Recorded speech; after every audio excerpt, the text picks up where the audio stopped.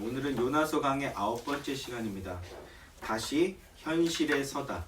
다시 현실에 서다라는 제목으로 함께 하나님의 말씀 증거하도록 하겠습니다. 할렐루야. 사랑하는 예수의 교회 성도 여러분, 진리 위에 서서 주님의 말씀만 순종하고 따르는 복된 성도들이 되시기를 주님의 이름으로 기원합니다. 오늘 본문의 말씀은 요나서 전반부를 총 정리하는 그 말씀으로서 시에서 다시 내러티브로 전환되는 부분입니다. 요나는 물고기의 뱃속이라는 죽음의 공간, 비현실적인 공간과 상황에서 주님의 임재를 맛보게 되고 그 임재 속에서 주님과의 은혜의 교제를 나누다가 다시 현실로 복귀하게 되는 그런 말씀이죠. 본문은 짧다면 짧고 그저 무심히 지나쳐버릴 수 있는 간단한 하나의 구절일 수 있습니다. 그러나 이 짧은 구절에서도 우리는 많은 영적 인사이트들을 얻을 수 있어요. 팀 켈러 목사님의 요나서 강의에서 서문을 보면 이런 말씀을 합니다. 자신도 어려서부터 요나 이야기를 자주 들으며 자랐는데 그런데 장성하여서 특히 목사가 되어 성경을 가르치기 위해 요나서를 다시 읽게 되었을 때 적지 않은 당혹감을 느끼게 되었다라는 겁니다. 왜 그런가 하니 이 짧은 책 안에 해석하는 입장에서 부담스러울 정도로 너무나 많은 주제들, 너무나 많은 내용들이 담겨 있는 것을 발견하게 되었기 때문이라는 거죠. 주님의 부르심, 즉 소명에 관한 이야기, 그리고 선교와 그 선교의 사명에 관한 이야기, 민족주의와 편협한 삐뚤어진 애국심에 대한 이야기, 선민의식과 이방인에 대한 교만함, 이웃사랑이라는 주님의 대계명에 대한 문제, 하나님의 주권과 자비하심과 섭리하심에 대한 이야기, 신자의 불순종과 죄의 문제, 또 인간의 다중적인 내면 세계의 적나라한 실체와 우상숭배, 그리고 참된 회개에 대한 내용 등등등 너무나 많은 주제들과 신학적 이슈들이 담겨져 있다는 겁니다. 뿐만 아니라 이런 직접적인 주제들에 대한 이해가 발생하게 되면 그때부터 여기서 한 걸음 더 나아가서 인간의 내면 세계와 삶에 대한 깊은 고찰을 통해 다양한 다양하게 적용적으로 접근할 수 있게 되는 부분이 너무나 무궁무진하다는 거예요. 4장짜리 이 짧은 책 안에 이렇게나 많은 이야기가 다층적인 의미를 지닌 채 담겨 있는 것이 바로 요나서라는 겁니다. 마찬가지로 오늘 본문은 굉장히 짧은 구절이지만 이 말씀 안에는 하나님의 주권과 섭리하심, 그리고 신자의 소명과 사명에 대한 내용이 담겨 있음을 발견할 수 있습니다.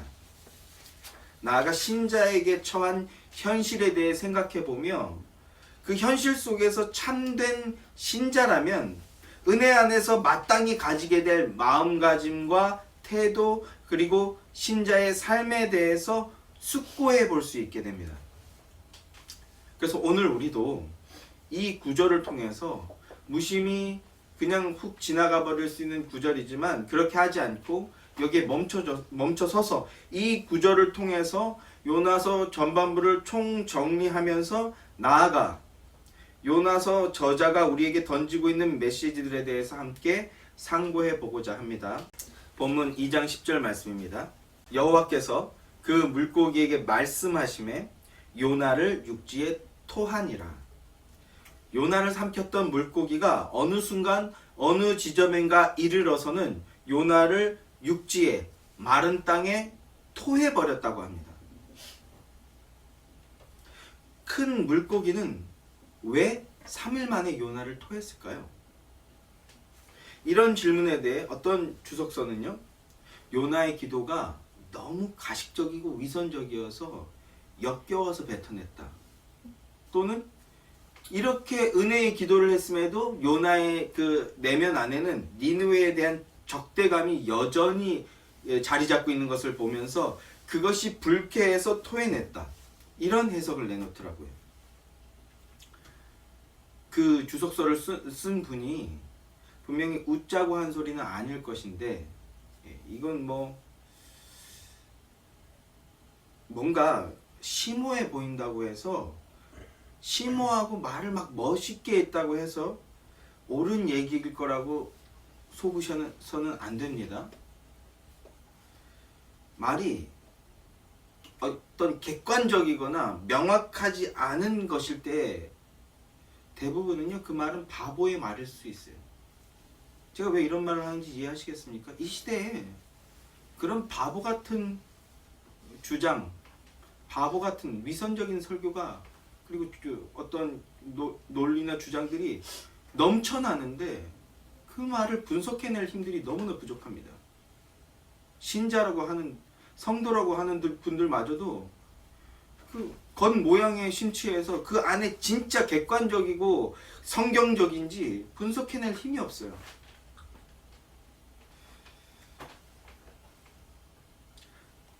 어쨌든 사실 우리는 왜 뱉어냈을까라는 질문 자체, 접근 자체가 올바르지 못하다라는 걸 인지해야 합니다. 큰 물고기가 요나를 뱉어버린 곳은 니느웨이거나 니느웨에서 가까운 어느 해변이었을 것이다 라고 짐작할 수가 있어요. 그러면 그 큰 물고기는 어째서 거기에 요나를 뱉어버린 것일까요? 이것에 관해 성경 말씀은요, 이미 우리에게 답을 해주고 있습니다.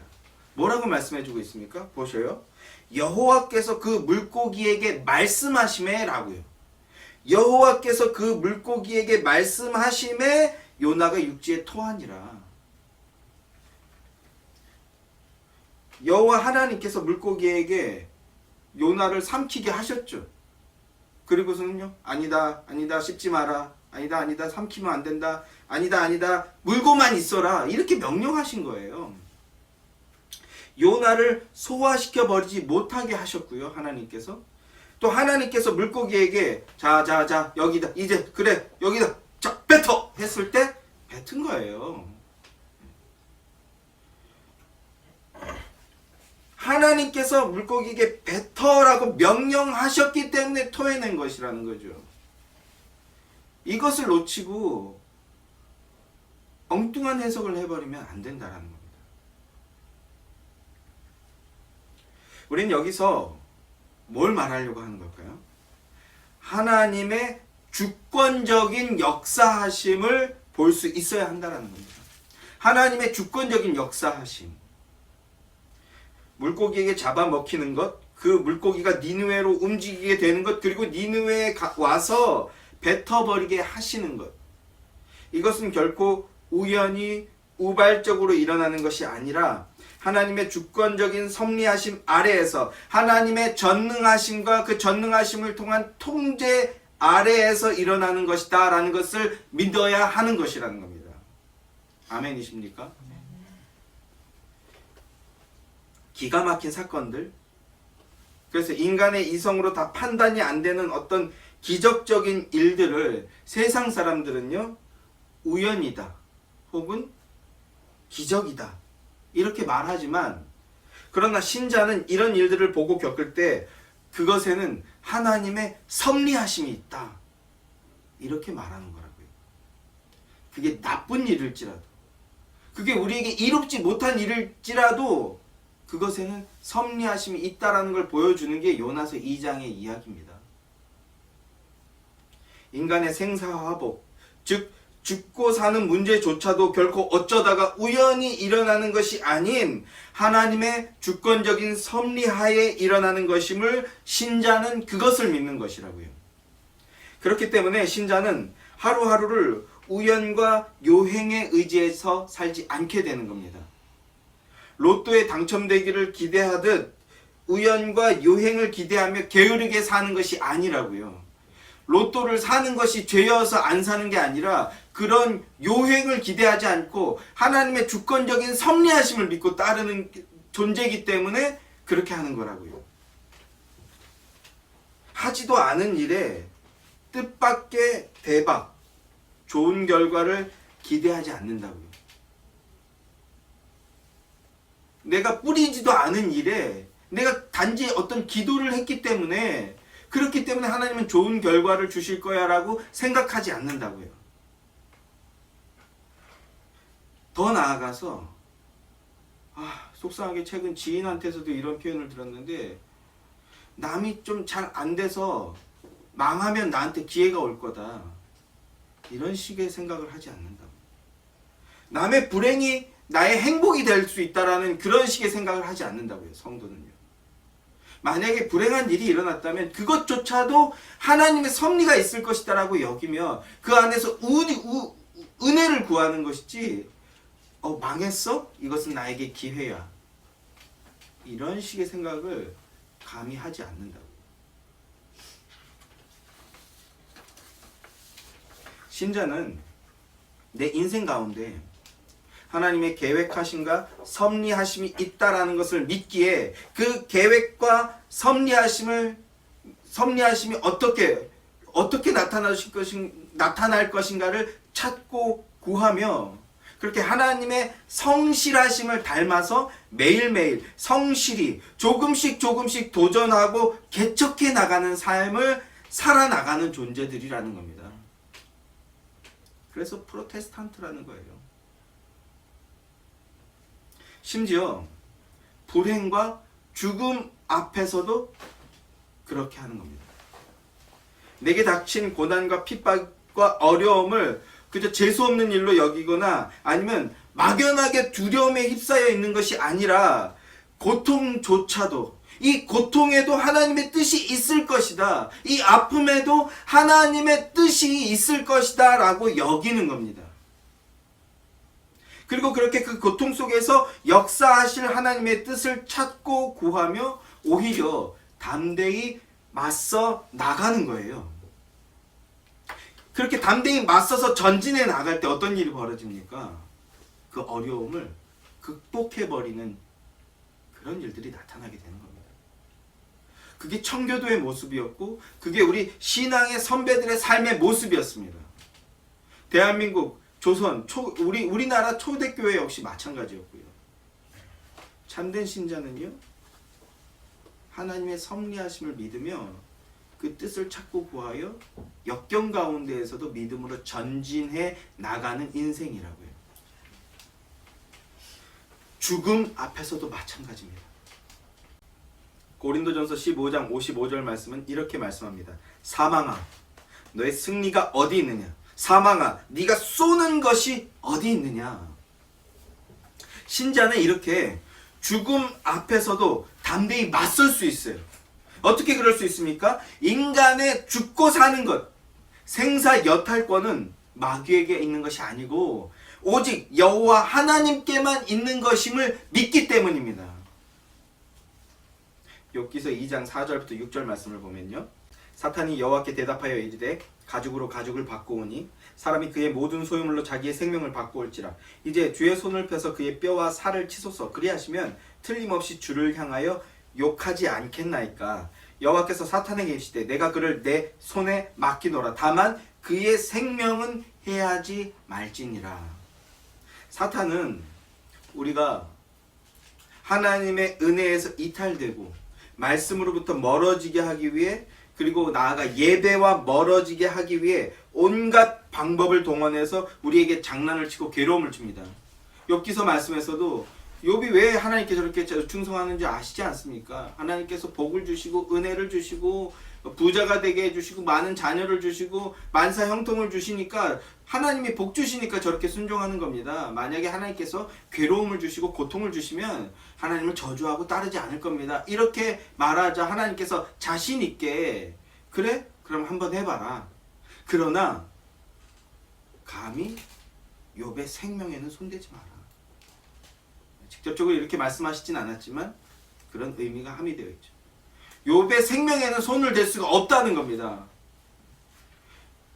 여기서 여담입니다만 하나님은 욥에 대해서 어떻게 그렇게 확신하고 계셨을까요? 하나님이 하실 것이기 때문입니다. 마찬가지예요. 하나님께서 욥을 구원하시고 하나님께서 욥을 인도하실 것이기 때문에 마귀가 어떤 장난을 쳐도 하나님은 확신 가운데 있는 겁니다.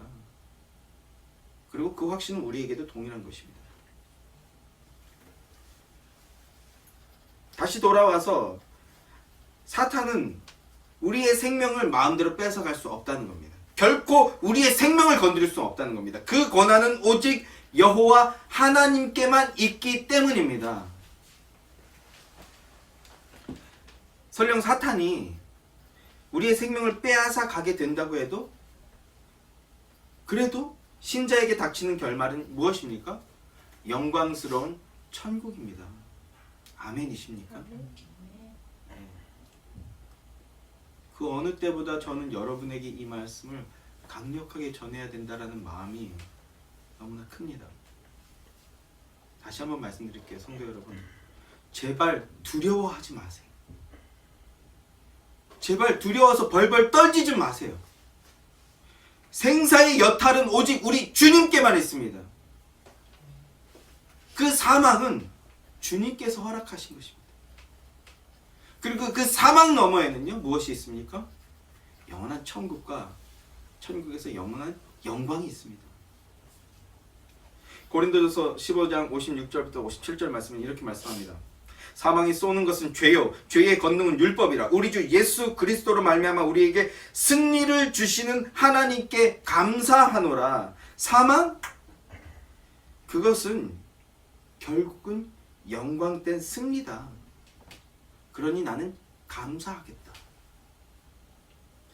이렇게 담대하게 선포해 버리는 겁니다. 어떻게 그렇게 담대하게 선포해 버릴 수 있습니까? 하나님이 함께 하심을 믿고 하나님이 주권적으로 역사하심을 믿는 믿음이 있기 때문입니다. 그 믿음이 오늘 예배하시는 여러분들 가운데에도 강력하게 임재하게 되기를 주님의 이름으로 간절히 기원하고 소망합니다. 이런 우스갯소리가 있죠. 죽일 거야? 죽이려면 죽여라. 죽이려면 죽여라. 이 말은요, 오직 두 부류만 할 수 있습니다. 완전 정신이 나간 사람이거나 하나님의 구원의 은혜 안에 거하는 자.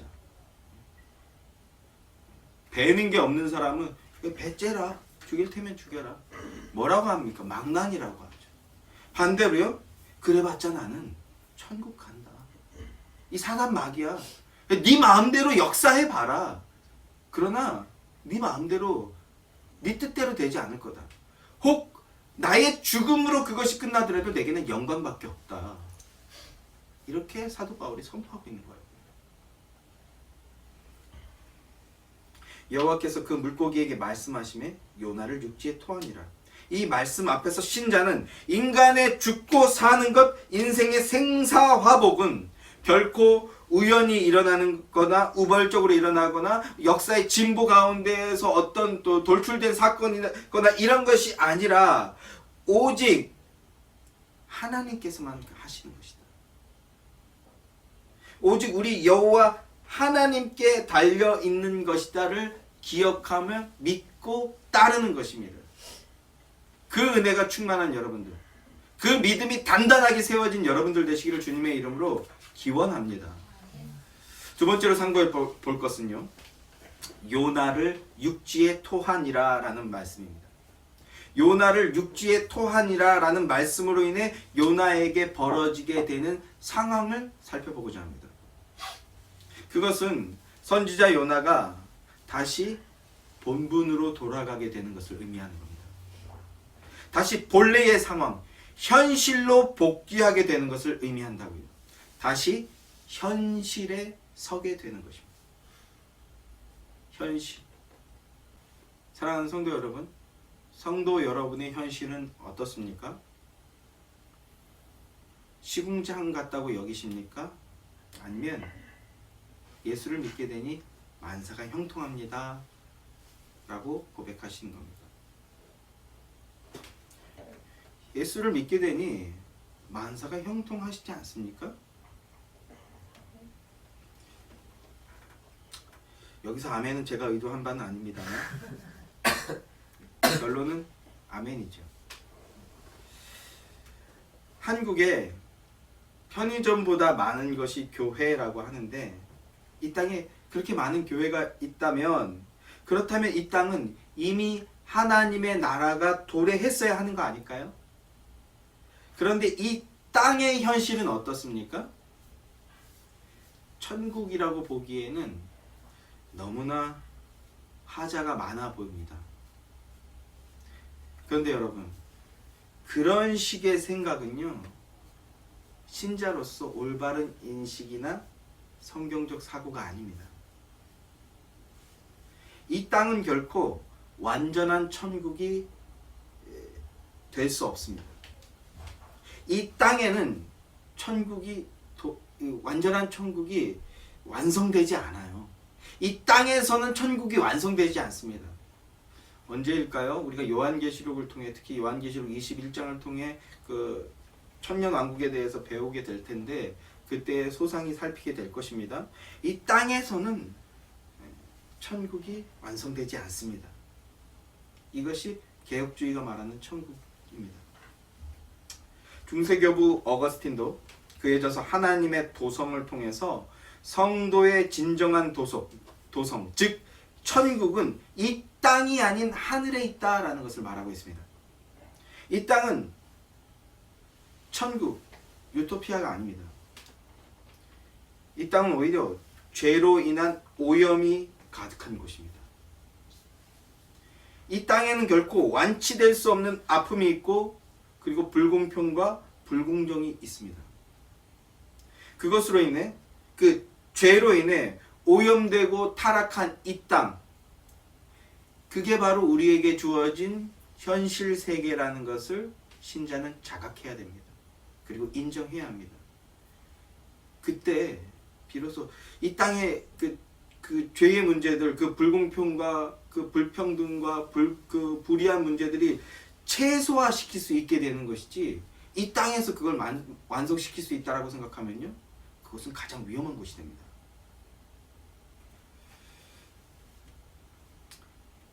그리고 성도, 그리스도인, 예수의 제자란 그 땅의, 그 불의한 땅의 현실 속으로 보냄을 받는 자들이란 겁니다.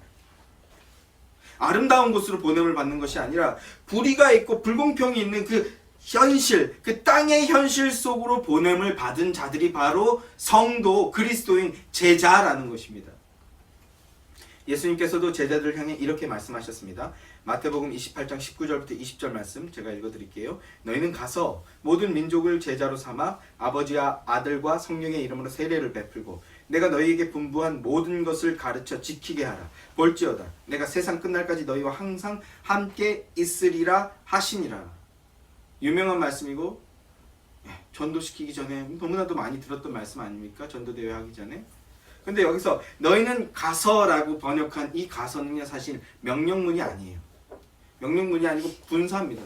그러니까 자연스럽게 좀 더 의미를 살려서 번역한다면 너희는 갈 때, 너희는 가게 될 텐데 어디로요? 너희의 인생으로, 너희의 현실로, 너희의 생활 속으로 가게 될 텐데, 그때 거기에서 무엇을 하라는 겁니까? 나와 아버지와 성령의 이름을 전파하고 가르치고 지키는 삶을 살아라 라는 것입니다. 의미가 완전히 달라지죠. 그리고 그것을 통해 또 다른 제자들을 만들어라. 이것이 예수님의 마지막 지상 명령이었다. 하나님의 백성들이 보냄을 받는 곳은 유토피아가 아닙니다.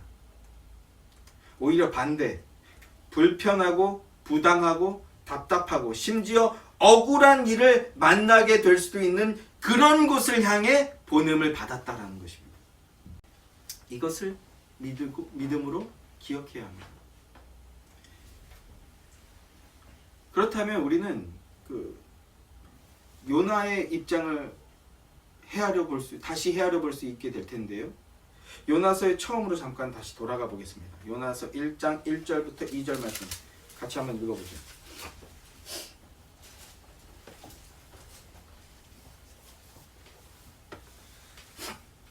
요나서 1장 1절 2절 말씀 함께 시작.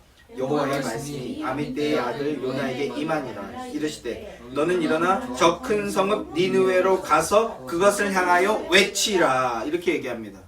너는 일어나 저 큰 성읍 니느웨로 가서 그것을 향하여 외치라. 선지자 요나가 여호와 하나님께로부터 명령을 받고 보냄을 받는 장면이죠. 여기서 다른 선지자들과 구별되는 한 가지 특징이 있는데, 그것은 다른 대부분의 선지자들은요, 동족에게 보냄을 받았다는 겁니다. 이스라엘 백성들, 유다 백성에게 보냄을 받았다는 것입니다. 어려움과 고통이라는 관점으로 보았을 때는요, 당연히 동족에게 보냄을 받는 것도 어렵고 힘들고 괴로운 일이기는 매 한 가지일 것입니다. 그럼에도 오롯이 요나의 입장으로만 바라보고 생각해 보았을 때요, 이것은 조금 더 고통스러운 일이죠. 이는 전례가 없던 일이에요. 자신의 동족이 아닌 이방인, 그것도 자신의 민족의 최대의 적국에게 지금 보냄을 받고 있다는 겁니다. 최대의 적, 숙적에게 가서 심판을 경고하라. 즉 뭡니까? 복음을 선포하라는 거예요. 적에게 가서 복음을 선포하라는 겁니다. 적에게 가서 진리와 진실을 증거하고 가르쳐 주라는 것입니다. 그들에게 가서 인애와 공의와 의를 실행하라는 것입니다. 오늘날 식으로 표현한다면 시대의 사고와 사회의 요구에 반하는 행위를 하라는 것입니다. 조국의 이익에 반하는 행동을 하라는 말도 안 되는 일을 지금 사명이라고 부어주고 계신 것이라고요. 어떻습니까? 좀 억울하지 않겠습니까? 여러분 어떻게 느껴지십니까? 이제 좀 요나가 치근해 보이지 않으십니까? 그러나 그렇게 생각하셔서는 안 되는 거예요. 성도는 그렇게 생각해서는 안 되는 겁니다. 요나는 하나님이 아니에요. 요나는 창조자가 아니고 주권자가 아니고 심판자, 종결자가 아닙니다. 요나는 피조물이고 구원의 은혜를 믿고 고백한다면 요나는 하나님의 살아있는 도구요 선지자입니다. 그것이 요나에게 주어진 현실이라고요. 그리고 무엇보다 하나님의 메시지는요, 자비를 베풀어 주시는 거고요. 하나님처럼. 그리고 이웃을 사랑하라라는 것입니다. 이웃을 사랑하라. 주 예수의 사랑 안에서, 은혜 안에서 그 주시는 생명을 받아 그것을 함께 나누라. 이웃 사랑이 주님이 주시는 메시지라고요. 이것을 피조물인 한낱 인간이 판단하고 결정한다? 그것이 바로 반역입니다. 그것이 바로 반역이고 죄입니다. 어느 나라든 미개했던 고대 국가는 물론이고요, 근대화된 현대의 선진국이라고 할지라도 국가에 반역하는 죄는요, 최고형으로 다스립니다. 마찬가지로 하나님 나라의 백성이에요. 우리는 하나님 나라의 백성으로서 주권자인 하나님의 명령에 불복종하고 거역하고 도망친다? 그것은요, 하나님께 불충한 죄, 즉 반역을 저지르는 거라고요. 최고형을 받아 마땅한 겁니다. 요나는 최고형을 받아 마땅한 존재라고요. 그런데 우리 하나님은 어떻게 하셨습니까? 용서를 구하고 나올 때 한없는 자비와 관용을 베풀어 주시는 분이십니다. 요나가 용서를 구하자 하나님은 용서해 주셨어요. 그 반역자를요. 하나님은 용서해 주시는 분이십니다. 그리고 사랑해 주시는 분이십니다.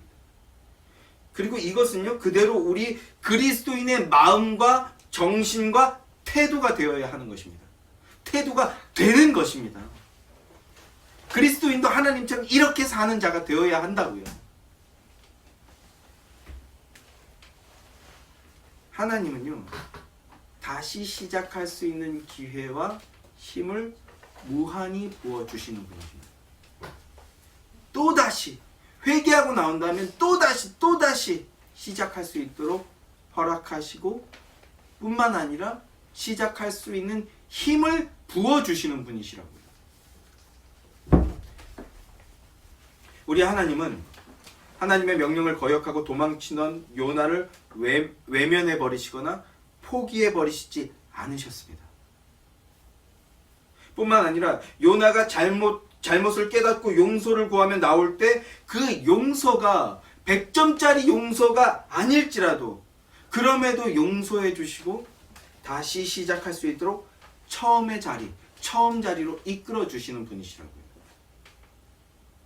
그리고 이것이 기독교의 정신이요 마음가짐이라는 것입니다.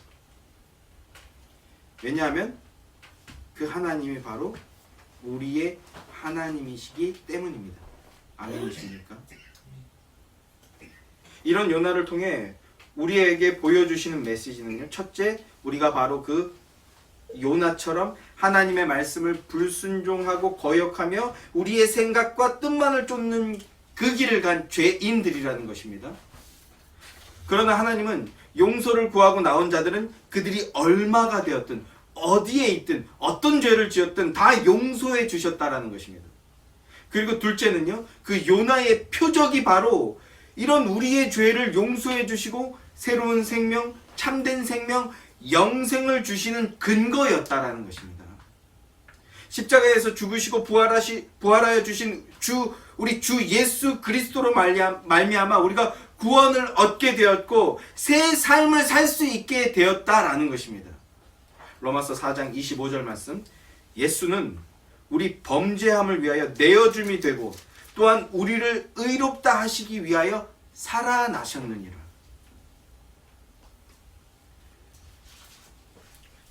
예수 그리스도의 십자가의 죽으심과 부활로 인해 우리가 살아나게 되었고요. 그 수준이 아니라 우리가 의인이라고 칭함을 받게 되어서 의인이라고 칭함을 받게 되었기 때문에 인애와 공의와 의를 실행하는 그 의로운 삶을 살 수 있는 인생이 되게 되었다는 것을 우리가 믿음으로 기억하며 명심해야만 한다라는 것입니다.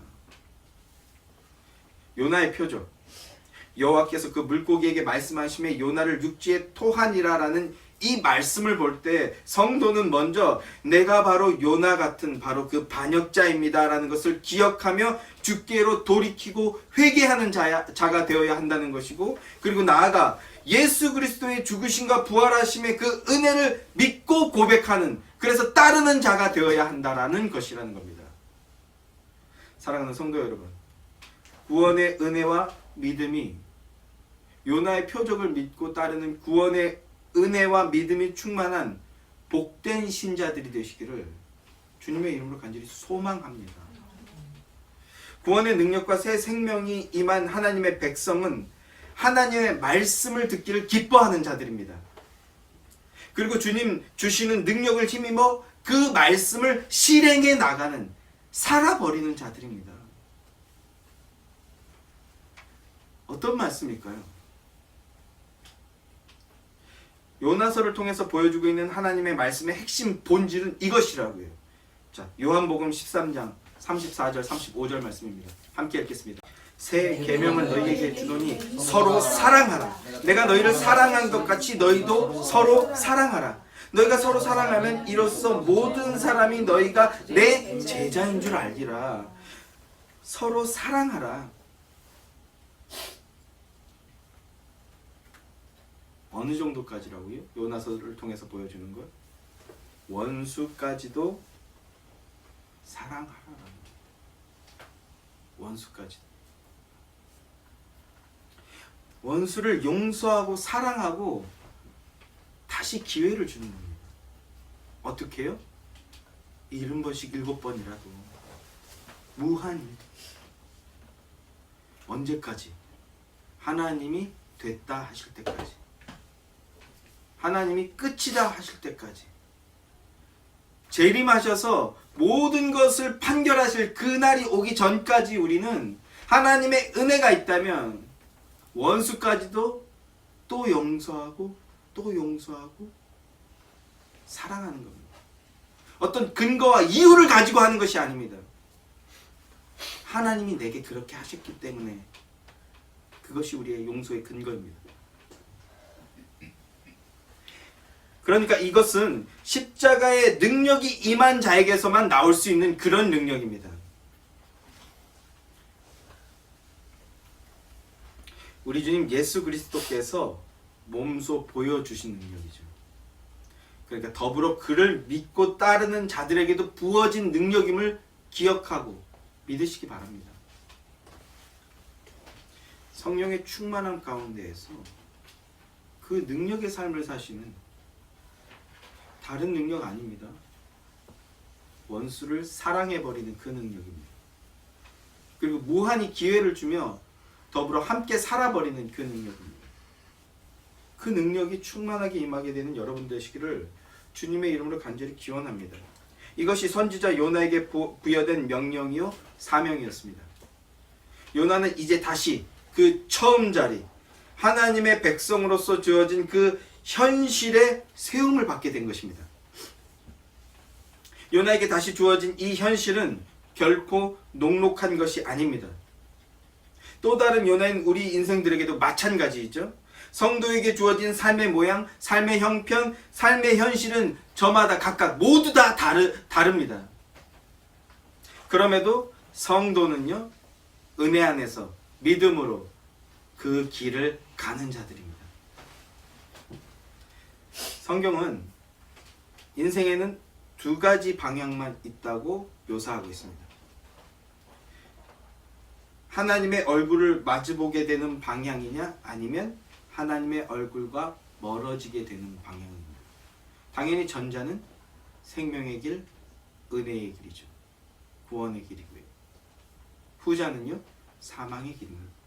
스올로 내려가는 길이고요. 요나서가 그것을 온몸으로 지금 보여주고 있습니다.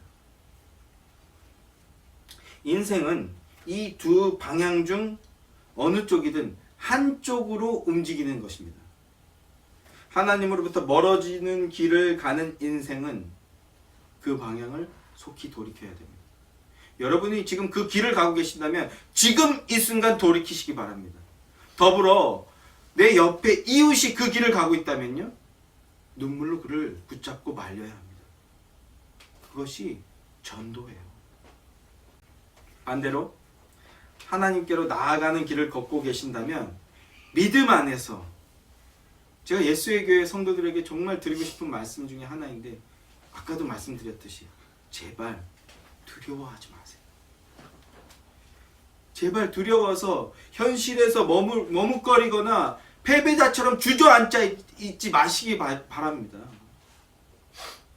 제발 두려워하지 말고 믿음 안에서 더 담대히, 그리고 기쁨으로 그 길을 전진해 나아가시는 인생들이 되시기를 소망합니다.